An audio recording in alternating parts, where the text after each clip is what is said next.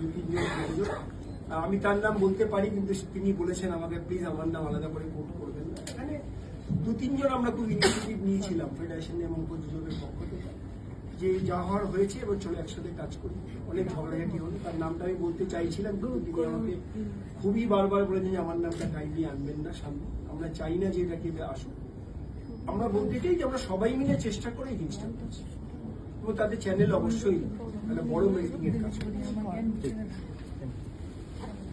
কাজ করছেন মুম্বাইতে, আমরা প্ল্যানিং করছি, আশা রাখি আপনাদের আমার একটা সাংবাদিক সম্মেলন খুব শিগগিরই করতে পারবো, যেখানে সমস্ত হিন্দি কাজগুলি এবার থেকে কলকাতাতেই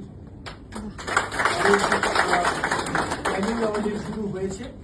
আজকে প্রাথমিক পর্যায়ে এখানকার বাংলার যে বিষয়টি সেখানে আজকে ফাইনালাইজড হলো।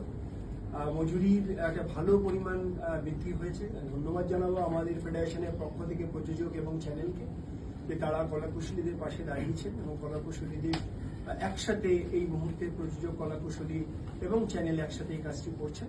তো আগামী দিনেও আরেকটি সাংবাদিক সম্মেলন করে আমরা আমাদের সমস্ত যে হিন্দি কাজগুলো চলছে এবং আমরা চেষ্টা করবো সাউথ থেকে অনেকগুলো কাজ এই কলকাতা শহরে নিয়ে আসতে, আমাদের এখানে কাজগুলো করতে, আমাদের টলিউড ইন্ডাস্ট্রিকে আরো বিশাল বড় করার জন্য। সবাইকে ফেডারেশনের পক্ষ থেকে 3 জন, আমাদের কার্যকরী সমিতির ওয়ার্কিং কমিটির পক্ষ থেকে 3 জন থাকবে এবং প্রযোজকদের পক্ষ থেকেও 3 জন থাকবে, এবং মাননীয় শ্রী স্বরূপ বিশ্বাস মহাশয় ও সম্মানীয় মাননীয় শ্রী বিস্পাল সিং রানী, এই 2 জন মিলে এই টোটালটাই কোঅর্ডিনেশন করবে, এত সমন্বয়কারী হিসেবে হবে। চ্যানেল ফেডারেশন এবং প্রযোজকদের পক্ষ থেকে আপনাদের সবাইকে অন্যত ধন্যবাদ এবং শুভেচ্ছা। নমস্কার।